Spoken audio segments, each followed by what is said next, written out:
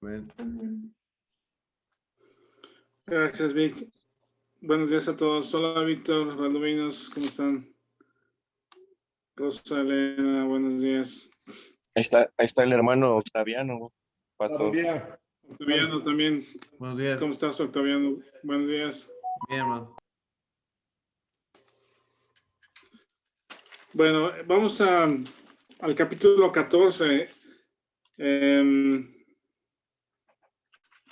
Hay algunas cosas bien interesantes aquí. Y después, obvio, del 14, en el capítulo 15, Pablo regresa de este primer viaje misionero, pues, que empezó en el capítulo 13, ¿verdad?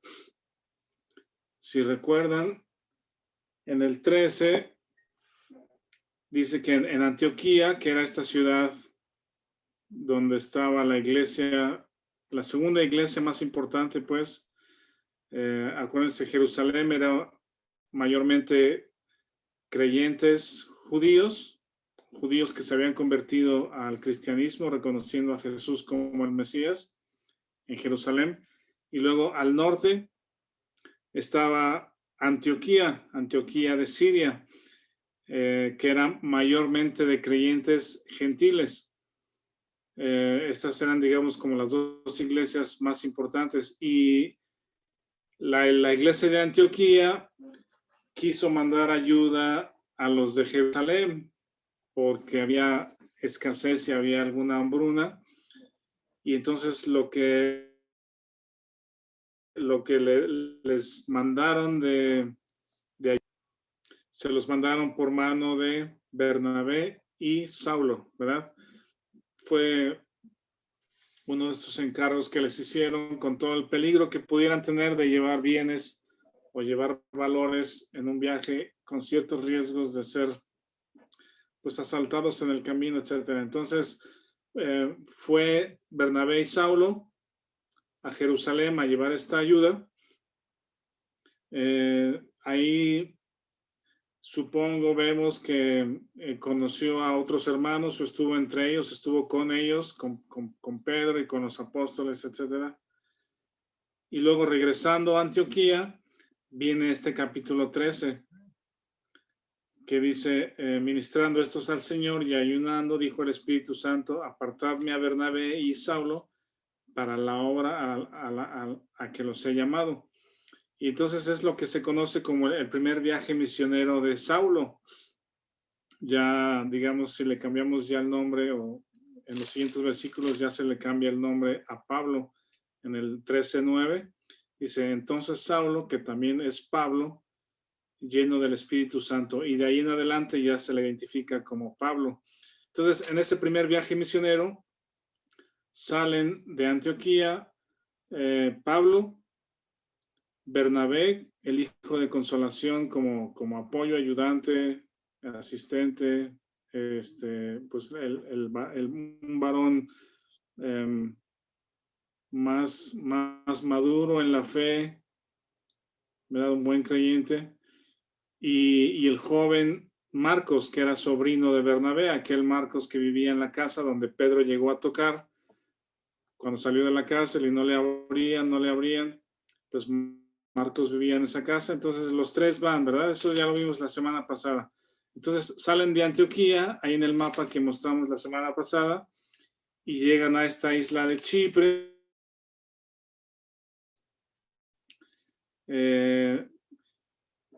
Ahí en Chipre predican el evangelio y la estrategia, no solo es como estrategia, sino Pablo revela como que el derecho que tienen los judíos de escuchar el evangelio primero. Y esto lo vemos en Romanos. Si quieren, vean en el libro de Romanos. Alguien lea, por favor, en el versículo 16. Romanos 1:16.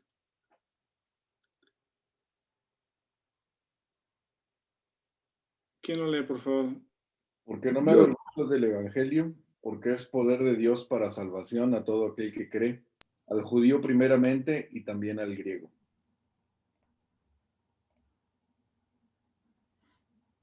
pone Pablo allí, cuando escribe Romanos, está como grabado en su corazón, y por ser judío, creo que en su corazón está esa parte de que por derecho, por decirlo de alguna manera, o por ¿cómo se dice? Porque lleva la mano en nuestra forma de hablar.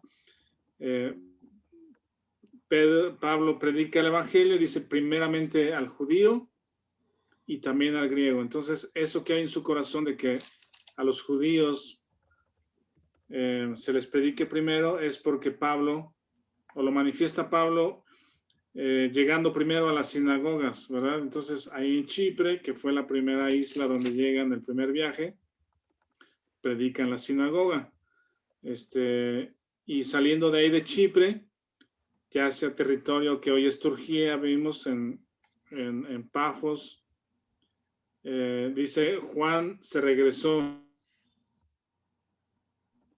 ¿verdad? Juan ya no continúa, terminando la predicación ahí, Juan se regresó.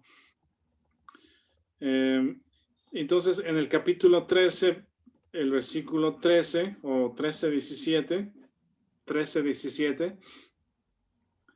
ahí habíamos anotado que es una primera predicación ya un poco más extensa de Pablo a los judíos ahí en la sinagoga, ¿verdad? Entonces, habíamos comentado que la rutina o un ejercicio que hacían en las sinagogas era leer los rollos de las escrituras del Antiguo Testamento, o la Torah, que se conoce también la ley del Antiguo Testamento para los judíos, era leída en las sinagogas. Y Pablo, siendo fariseo y de alto rango o de alto nivel, se le permitió hablar ese día de reposo. Entonces, del versículo 13-17 hasta el 13-41, esa es la predicación de Pablo a esos judíos. Y lo hace muy parecido, digo, con sus propias palabras, pero lo hace muy parecido a lo que hizo Pedro, muy parecido a lo que hizo Esteban antes de que lo apedrearan, ¿verdad? O por eso lo apedrearon. ¿Sí? ¿Alguien menciona algo? ¿No? ¿Alguien? Pensé que iba a hablar alguien. Y entonces, cuando Pablo se dirige a los judíos, les platica toda la historia que ellos conocen, que le es muy familiar, ¿verdad? Dice, nuestro padre, Dios escogió a Israel, a nuestros padres, Abraham, Isaac y Jacob, los llevó al desierto, se los sacó de Canaán, etcétera, etcétera, etcétera. Y luego conecta esa historia con Jesucristo. Jesucristo siendo descendiente, o voy a llamarle Jesús, ¿verdad? Que es el nombre de la persona histórica, Jesús. Es descendiente de David y es una persona con registros históricos, se conoce su ascendencia, se sabe quién es. Este Jesús, dice, es el que Dios prometió para salvación de su pueblo. Dios levantó a Jesús, eso lo dice en el 13:23. Dice, de la descendencia de este y conforme a la promesa, Dios levantó a Jesús por Salvador de Israel. ¿Verdad? Ahí conecta la historia de los judíos conocida en el Antiguo Testamento y lo conecta con toda razón con este Jesús. Y luego dice, este Jesús no lo conocieron, pues no sabían quién era, no lo reconocieron como el Mesías. Resucitó y hay testigos de la resurrección, eso también Pablo se los dice.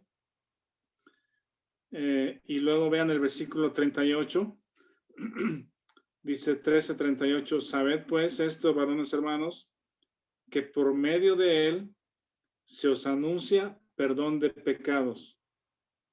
Entonces, este Jesús no es un libertador, digamos, digamos que nacional en el sentido de que los va a librar de la opresión de los romanos, sino los va a librar de la opresión de sus pecados. En Jesús hay perdón de pecados. Y luego Pablo introduce también esta parte que usa mucho ya en el Nuevo Testamento, en sus escritos del Nuevo Testamento, en el 39. Dice, y que de todo aquello de que por la ley de Moisés no pudisteis ser justificados, en él es justificado todo aquel que cree. ¿Verdad? Ese concepto o esa idea de la justificación por fe la vemos en el libro de Romanos y lo vemos en los escritos de Pablo en el Nuevo Testamento, en las cartas de Pablo. La justificación por fe. Entonces vean cómo pasa de hablarles del Antiguo Testamento y las historias a conectarlo con Jesús como el Mesías y luego en de pecados y la justificación por fe. ¿Verdad? ¿Hasta aquí tienen algún comentario? ¿Alguna observación que quieran agregar?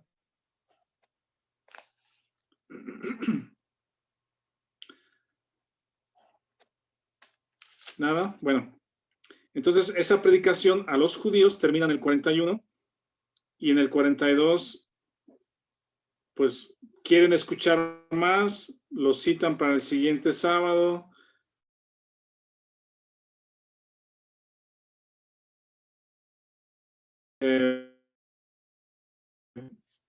Luego, cuando la gente...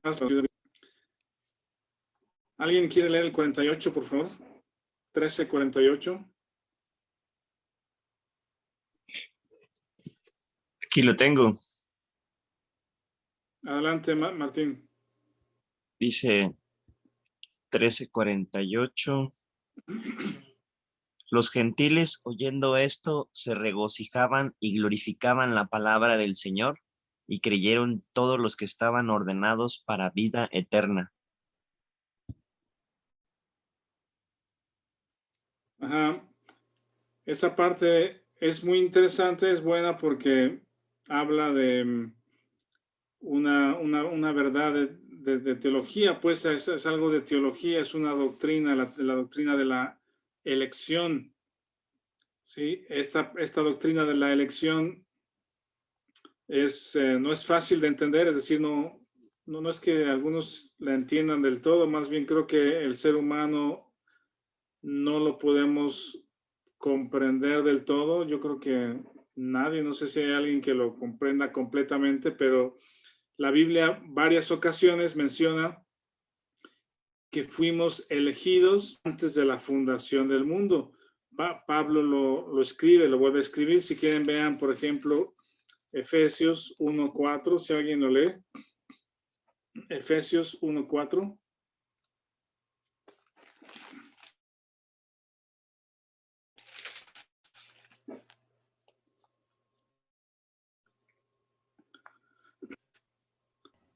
¿Quién lo quiere leer, por favor? Según nos escogió en él antes de la fundación del mundo para que fuésemos santos y sin mancha delante de él. Ajá. Es la doctrina de la elección.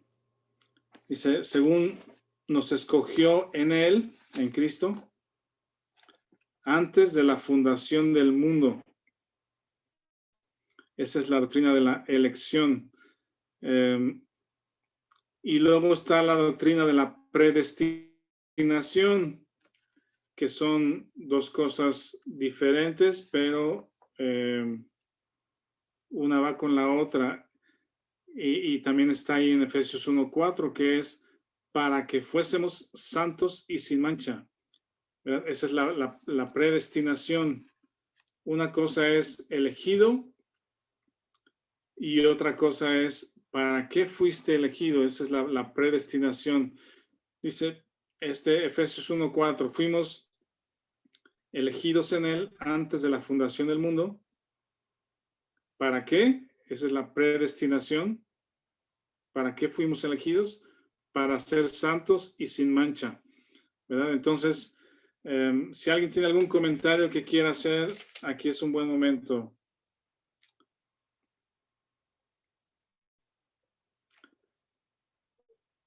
Si no, vamos a segunda de Timoteo 1:9. Segunda de Timoteo 1:9 también tiene que ver con este tema. ¿A quién lo lee, por favor? ¿Cuál era, hermano? Sí, por favor. Que si puede repetir cuál era, no lo escuché bien. Segunda de Timoteo 1:9. Aquí lo tengo, Rafa. Sí, por favor. Dice, quien nos salvó y llamó con llamamiento santo, no conforme a nuestras obras, sino según el propósito suyo y la gracia que nos fue dada en Cristo Jesús antes de los tiempos de los siglos. Piensen en esto, vean este versículo y reflexionemos un poquito. Dice, quien nos salvó y nos llamó con llamamiento santo, no conforme a nuestras obras, ¿verdad? La elección no tiene que ver con lo que hemos hecho, no es, a ver, tú eres bueno, tú eres suficientemente bueno, tú sí puedes ser mi hijo. A ver, tú no eres suficientemente bueno, no te esfuerzas mucho, haces cosas malas, no te puedo elegir. La elección de parte de Dios no tiene que ver con nuestras obras, porque de hecho nos eligió antes de que hubiésemos nacido, muchos años antes de que hayamos nacido, incluso antes de que el mundo fuera creado, Dios ya nos conocía y nos eligió para salvación. Yo no entiendo, por ejemplo, en qué se basa Dios para hacer esa elección, ¿verdad? Es decir, Dios sabía que yo iba a creer, o Dios sabía que yo iba a tener una gran necesidad, o por qué a unos sí los eligió y a otros no. Parecería ser algo injusto que Dios a alguien le diga, tú no puedes ser salvo, o tú no vas a ser salvo, y tú sí vas a ser salvo eternamente. Parecería algo como injusto, porque unos sí, porque otros no.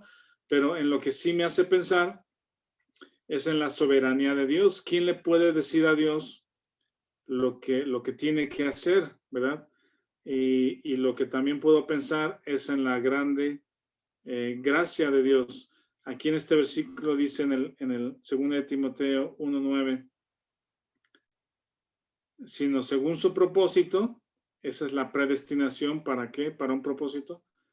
Y dice, y la gracia que nos fue dada en Cristo Jesús antes de los tiempos de los siglos. Antes que empezara el mundo a contar los días y las noches, los meses, las estaciones, dice, nos fue dada gracia en Cristo Jesús. Entonces, ese es el tema de la elección. Y aquí en Hechos, Lucas lo registra también de una manera muy bonita, como lo expresa. Dice, creyeron en el 13:48 que leímos, todos los que estaban ordenados para vida eterna. ¿Alguien quiere hacer algún comentario, alguna observación? ¿Qué piensan de esta elección? La doctrina de la elección. Ese es un tema, como comentaste, Rafa, de que es complicado a veces, pues, porque tenemos o sea, somos educados en un pensamiento muy humano o humanista, donde el hombre es la medida de las cosas, pues, y no Dios es la medida de las cosas. Entonces, al tener desconocimiento de la Biblia, pues, de lo que está escrito, porque esto que mencionas de la elección viene desde el principio, pues, o sea, desde el principio, a lo largo de toda la Biblia menciona esta cuestión, ¿no? De tal forma que, como dices, es un tema teológico, ¿no? ¿Por qué escogió al pueblo de Israel? ¿Por qué desechó a Esaú, pues, no siendo hermano de Jacob? ¿Por qué? O sea, son cosas que uno podría pensar que Dios es injusto, pero pues Dios es Dios, ¿no? Y no es un tema así que se haga doctrina de un versículo, sino que lo menciona y es algo que pues el Espíritu Santo nos va mostrando, ¿no? Sí, y podemos encontrar, yo creo que se van a encontrar escritores cristianos con diferentes puntos de vista o ¿cómo se dice? Sí, observaciones respecto a la elección, pero es tan clara en la Biblia, lo encontramos una y otra vez. Rafa, Sí, Juanjo. y por ejemplo, si en este caso Dios nos escogió, ¿no? Antes de la fundación del mundo, pero quiere decir que, o más bien, hay albedrío dentro de cada una de las personas que escogió. O sea, realmente esa persona puede decidir o no hacer para lo que fue escogido. Mira, el tema del albedrío también es otra cuestión porque depende qué es lo que definimos como albedrío, o lo que se conoce como libre albedrío, ¿verdad? Pienso que como tal, si entendemos que libre albedrío es nada me influye, ni externo ni interno, nada me influye, nada, un tercero no me influye, y yo decido lo que quiero y lo que hago y de dónde voy, ¿verdad? Sin ninguna influencia. Quizá los únicos que tuvieron libre albedrío en ese sentido son Adán y Eva, porque ellos no tenían una naturaleza de pecado, ¿verdad? Eran sin pecado, no había esa tendencia o del viejo hombre o la tendencia a hacer el mal en su naturaleza, no existía. Entonces internamente nadie los empujó, no tenían la maldad para hacerlo. Y externamente, pues solo fue Satanás el que de alguna manera influyó o engañó a Eva, pero ellos decidieron desobedecer a Dios, ¿verdad? Entonces, ese libre albedrío, en ese sentido, ellos lo usaron o lo ejercieron para desobedecer a Dios en incredulidad, ¿verdad? Y a partir de ellos, todos los que nacemos de la familia de Adán, no tenemos ese libre albedrío, ¿sí? No hay libre albedrío porque la Biblia enseña que nacemos en pecados, nacemos en delitos y pecados, estamos muertos espiritualmente. Entonces, dice Génesis, lo leímos en Romanos, Génesis 5 dice que Adán dio a luz a su hijo de acuerdo a su semejanza, de acuerdo a su imagen, ¿verdad? Ya no la imagen de Dios. Entonces, la naturaleza de pecado que adquirió Adán, la heredó, nosotros también la tenemos. Todo nacido de Adán tiene esa naturaleza de pecado. Entonces, esa naturaleza de pecado influye o afecta en todas nuestras decisiones. Entonces, no tenemos libre albedrío para hacer el bien o el mal, porque todo está influenciado por el mal o por el egoísmo. Ajá. Entonces, cuando llega Pablo o Pedro o Esteban o leemos el Evangelio en las Escrituras y alguien nos dice, oye, eres pecador, ¿cómo se llama? Merecemos estar separados de la presencia de Dios eternamente. Aquí está Jesucristo, sin pecado, murió por nosotros, resucitó y en él hay perdón de pecados. No está en nosotros decidir, como si nos convenciera y nosotros dijéramos, a ver, ¿me conviene o no me conviene? ¿Es bueno o es malo? ¿Cuáles son los costos? Entonces sí elijo la salvación y levanto mi mano y decido seguir a Cristo. Creo que en ese sentido, Pablo lo que dice en Romanos es, no hay ni uno bueno, no hay ni siquiera uno, no hay quien busque a Dios. Entonces yo pienso que por eso no tenemos libre albedrío para decidir, yo quiero ser salvo, yo escojo a este Dios. Y es más bien, Él nos escoge y nos saca, nos da vida. En Efesios, Si quieres lee Juanjo, Efesios 2. Efesios 2:1. Es muy, muy claro e ilustrativo este versículo, Efesios 2:1. Dice, y Él os dio vida a vosotros cuando estabais muertos en vuestros delitos y pecados. Ajá. Es Pablo el que lo escribe y es como la ilustración o el ejemplo de Lázaro, ¿verdad? Lázaro muerto en Juan 11. Lázaro no pudo haberse levantado por sí mismo y regresar de la muerte para estar con Jesús. Tenía que ser Jesús que le dijo, levántate y anda, ¿verdad? O si alguien está esclavo, encarcelado, no puedes salir por tu propia voluntad o decisión, decir, oigan, yo me quiero salir de esta cárcel, ya sáquenme, o yo abro y me salgo, sino alguien tiene que venir a pagar, a comprarte o a darte vida si estamos muertos y sacarnos. Entonces este texto dice, y Él nos dio vida cuando estábamos muertos. El muerto no puede decidir salir. Entonces por eso creo que la salvación es eso, Juanjo, que no está en nosotros, en nuestra libre albedrío escoger a Dios, sino que Él nos saca y nos da vida del estado donde estamos. Qué padre, qué interesante. Gracias. Sí. Adelante, Vic.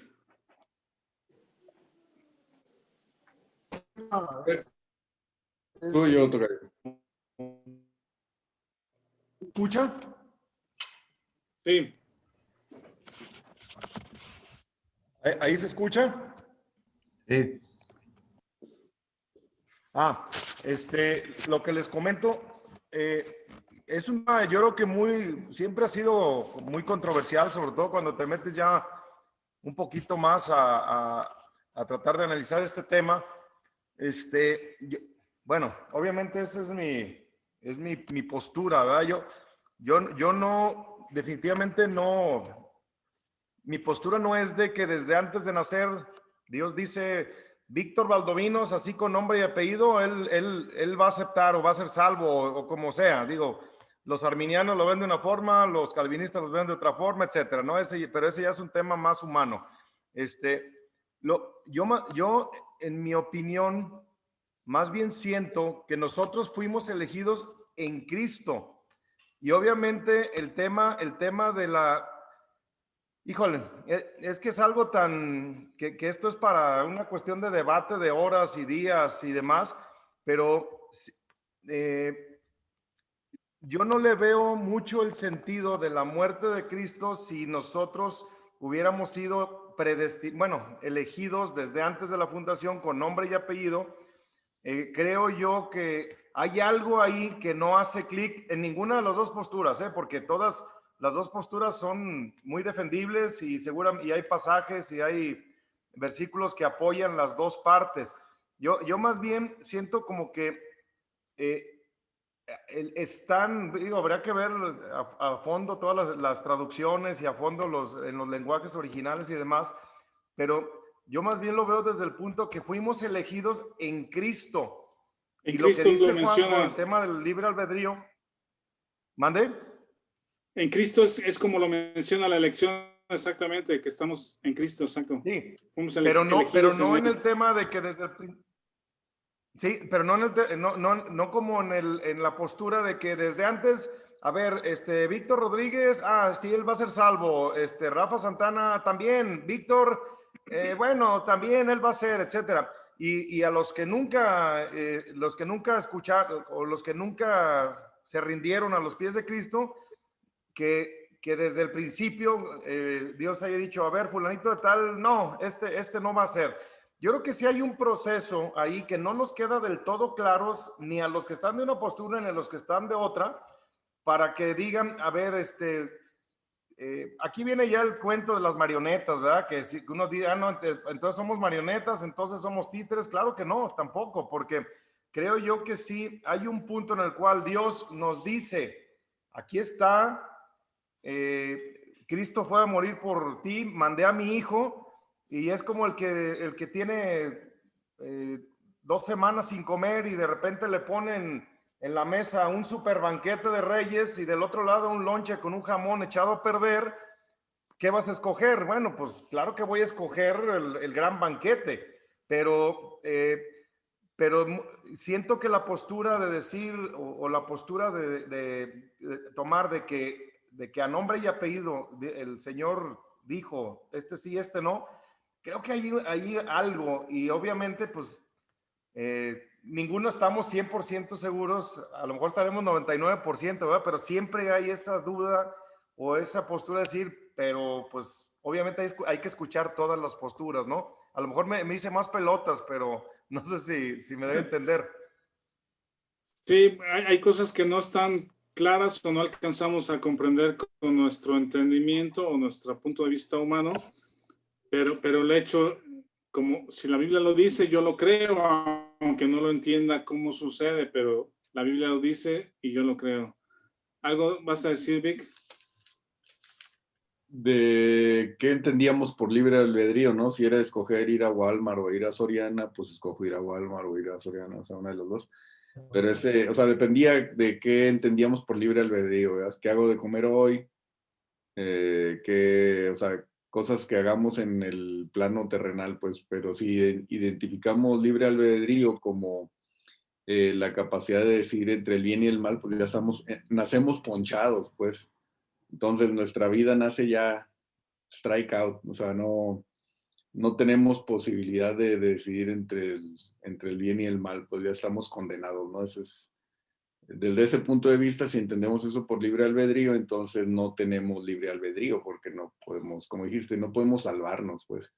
Lo que dice el tocayo también está muy interesante, y justamente en la ilustración que comentaba él del hambriento y de que justamente lo que hace Dios, pues llevarnos a posiciones de necesidad a los que van a ser parte de la iglesia, los que van a ser ordenados para vida eterna, como dice, porque no todos estamos escritos en nuestro nombre, que es otro nombre que se nos va a dar, ¿no?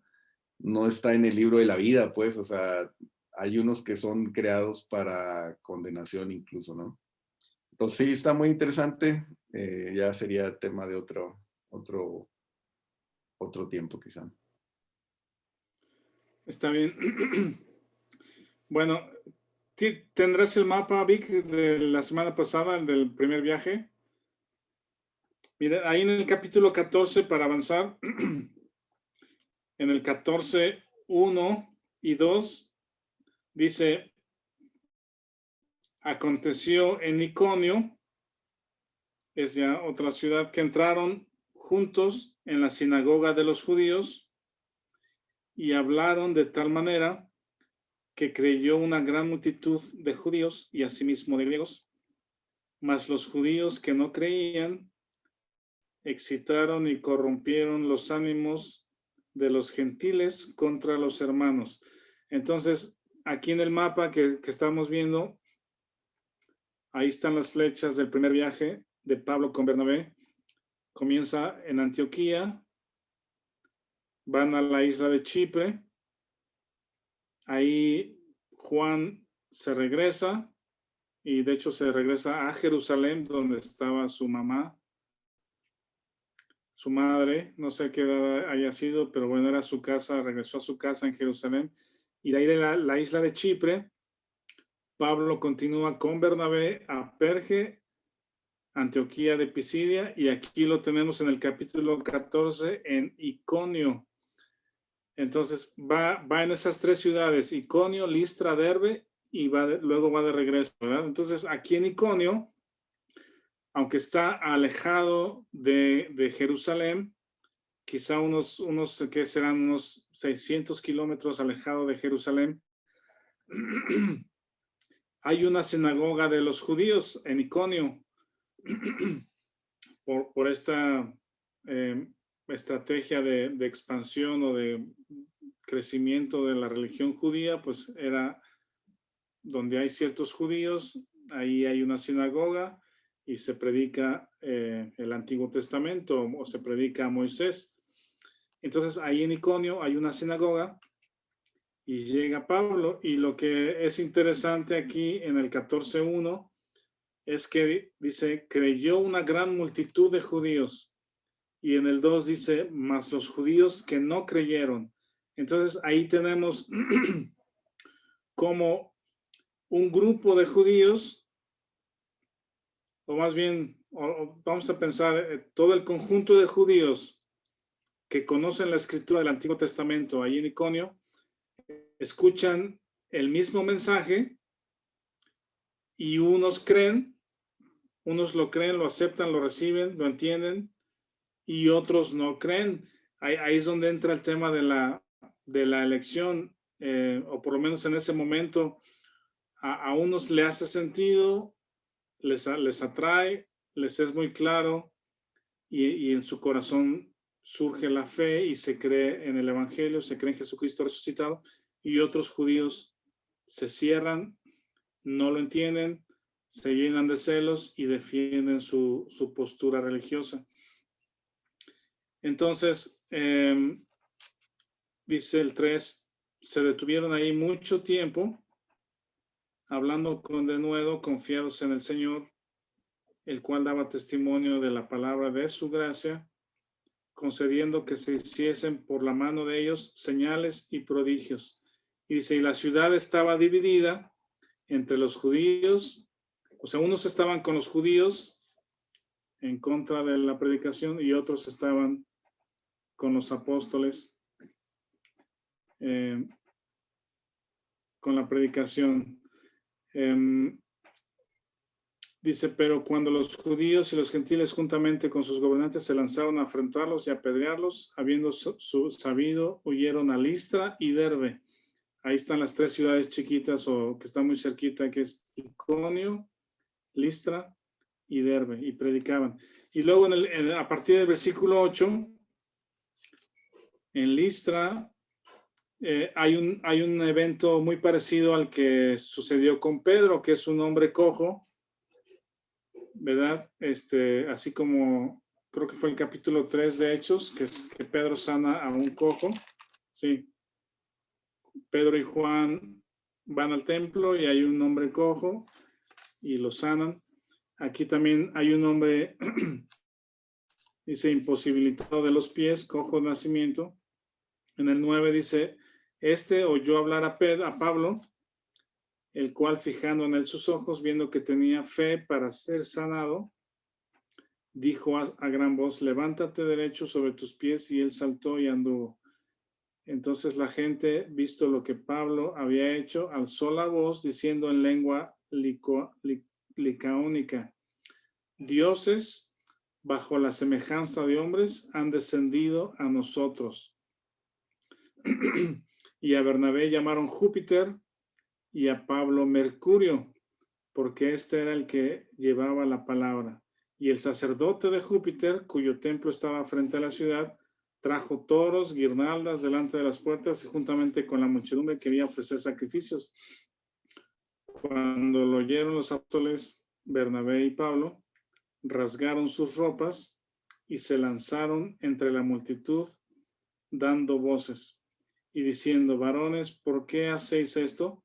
Nosotros también somos hombres semejantes a vosotros que os anunciamos que de estas vanidades os convirtáis al Dios vivo, que hizo el cielo y la tierra, el mar y todo lo que en ellos hay. Y en las edades pasadas, Él ha dejado a todas las gentes andar en sus propios caminos. Bueno, hasta aquí.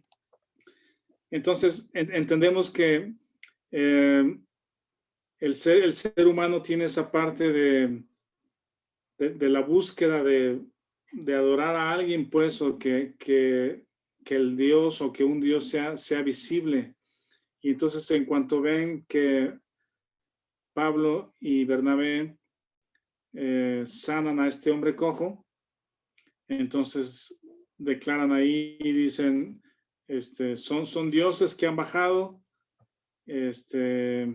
¿cómo se llama? Y se han hecho semejantes a nosotros. Y entonces identificaron a Bernabé como Júpiter y a Pablo como Mercurio. Son dioses que son romanos o griegos. Alguien que me ilustre. Griegos. Júpiter y Mercurio. Son griegos, ¿verdad?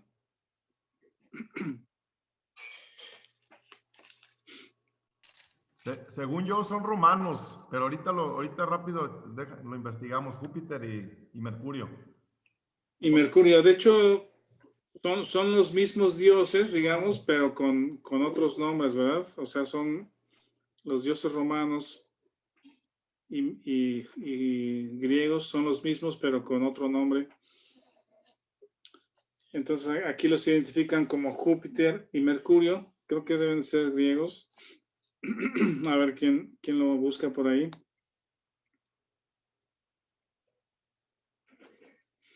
Esta parte de los dioses es muy interesante porque pues son politeístas, ¿verdad? Hay muchos dioses, pero también estos dioses que ellos tienen, o los dioses de los romanos y de los griegos, tienen algunas características que son como humanos superiores, ¿sí? Como humanos superiores. Es decir, tienen, por ejemplo, es un hombre con alas, o es un hombre que, ¿cómo se llama? Con capacidades superiores, pues. Ahí dice Octaviano que Júpiter es un dios romano. Sí, aquí habla, por ejemplo, Mercurio era dios de los viajeros, del comercio, la elocuencia y de los ladrones. Dice, los romanos lo adoptaron del dios griego Hermes. Entonces parecía ser, por ejemplo, que Mercurio es el mismo que Hermes, pero llamado por los romanos. Ah, ok, entonces son los mismos dioses, pero con nombres griegos ahora identificados. Y es muy interesante cómo la religión católica tiene a los santos, el santo de los viajeros y el santo de los X y el santo de los otros. Y creo que es algo similar, pues, es decir, son humanos o tienen la figura, la concepción de humanos, pero superiores y de alguna manera nos pueden hacer favores. Y entonces Pablo les dice, oigan, nosotros somos semejantes a ustedes y les anunciamos al Dios vivo, ¿verdad? Dice que os convirtáis de vuestras vanidades al Dios vivo. Y la característica o lo que le atribuye Pablo a Dios es: Él hizo el cielo y la tierra y el mar y todo lo que en ellos hay. Esa es la diferencia entre el único Dios verdadero y cualquier otro Dios con D minúscula a quienes los humanos le atribuyan ciertas capacidades dignas de adoración o de, ¿cómo se dice? Alabanza o veneración. ¿Sí? Pablo le dice, nosotros no somos dioses, hay un solo Dios y Él es el creador de todas las cosas. Él es el único creador de todas las cosas. Entonces, esto es también muy interesante cómo Pablo empieza a hablar de esa manera ahora a esta gente que son griegos, ¿verdad? Y que tiene este tipo de dioses. ¿Algún comentario hasta aquí? ¿Alguna observación que quieran hacer? Quería comentar algo, pastor. Adelante. Quería compartir algunos versículos. Adelante, Dice Martín. Mateo 25, 34. Mateo 25, 34 dice: entonces el rey dirá a los de su derecha: venid, benditos de mi Padre, heredad del reino preparado para vosotros desde la fundación del mundo. Aquí obviamente nos muestra que la soberanía de Dios ha escogido inclusive a los salvos de la semana 70 de Daniel, de la tribulación y la gran tribulación. Estamos hablando de la predestinación y la preelección, ¿no? En Primera de Pedro 1:20 dice: ya destinado desde antes de la fundación del mundo, pero manifestado en los postreros tiempos por amor a vosotros.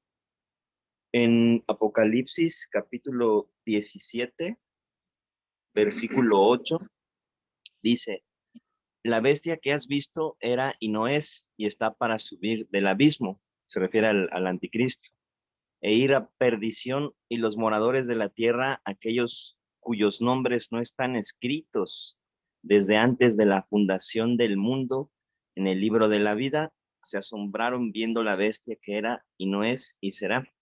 Y en el versículo 14 dice, pelearán contra el Cordero y el Cordero los vencerá, porque Él es el Señor de señores y Rey de reyes, y los que están con Él son llamados y elegidos y fieles. Y ahí es una referencia cruzada con Judas 14, en la segunda venida de Cristo, donde ya venimos nosotros después de los 7 años, juntamente con Él, dice Judas 14, y vendrá por sus tantas decenas de millares santas, ¿no? Dice que Él escoge a lo vil y menospreciado del mundo también, la palabra de Dios, ¿no? En el libro de Hebreos, capítulo 4, versículo 3, dice, pero los que hemos creído entramos en el reposo, de la manera que dijo, por tanto, juré en mi ira, no entrarán en mi reposo, aunque las obras suyas estaban acabadas desde antes de la fundación del mundo.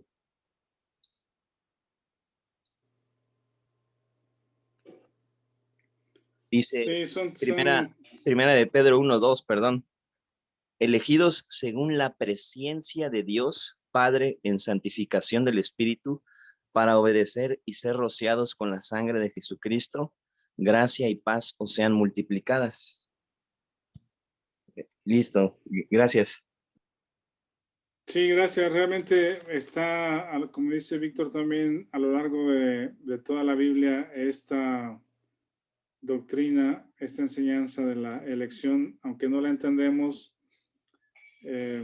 la creemos pues y vemos la soberanía de Dios, la gracia de Dios, la misericordia. Bueno, aquí hay un par de observaciones antes de concluir. En el versículo 14, 18 y 19 vemos un contraste muy grande. Dice el 18, diciendo estas cosas, difícilmente lograron impedir que la multitud les ofreciese sacrificio, ¿verdad?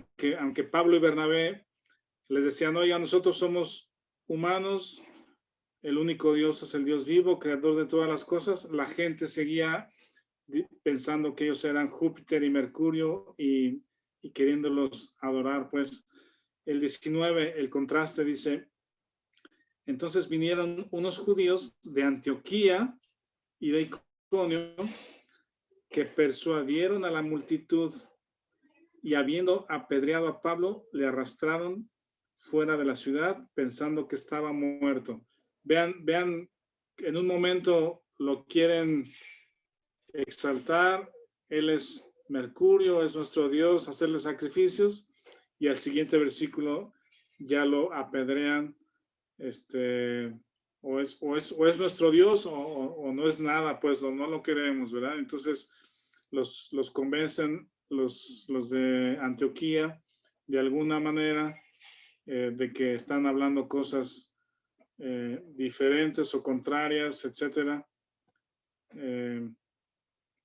Y este evangelio no les llega, no lo entienden, no lo quieren, y termina Pablo siendo apedreado.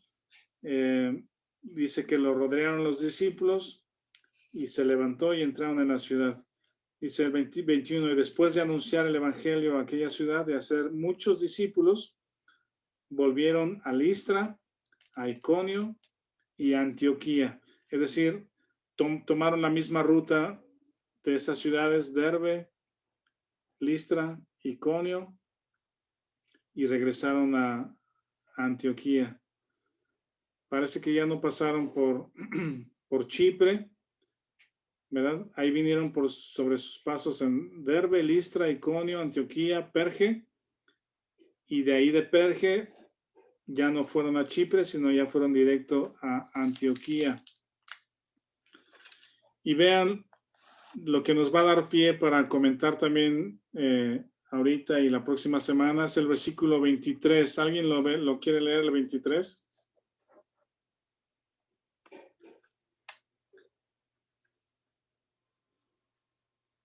14:23, ¿quién lo lee?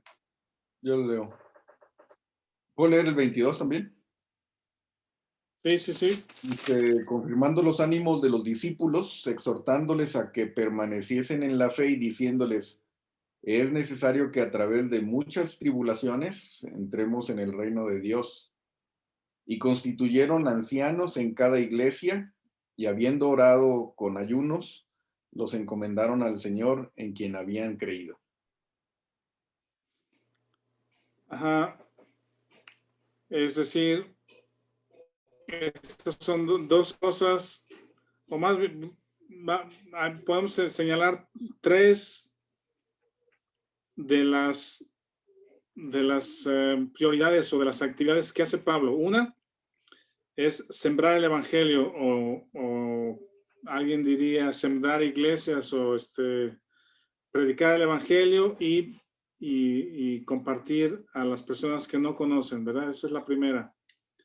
La segunda es, dice, confirmando los ánimos de los discípulos a los que ya creyeron. Entonces Pablo tiene palabras de ánimo, de aliento para que permanezcan en la fe, que continúen, y eso tiene que venir también con palabra de Dios respecto a la vida cristiana. Entonces nacen con el evangelio, nacen de nuevo. Pablo los conforta, los anima, les alienta a los que ve de nuevo. Y la tercera cosa del versículo 23 es constituye ancianos en cada iglesia. Esto es muy relevante porque Pablo no solamente predica el evangelio, se convierte y los deja a su propia suerte a los creyentes, sino cuando puede y los vuelve a ver, los anima.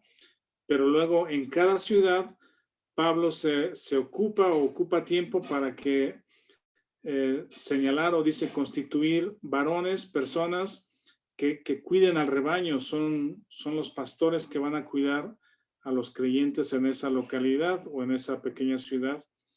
Entonces, este modelo de ancianos en plural también son pastores, o son obispos, es otra palabra que usa el Nuevo Testamento, pero son varones maduros que están creciendo, que cuidan bien a su familia y que pueden cuidar bien de la iglesia.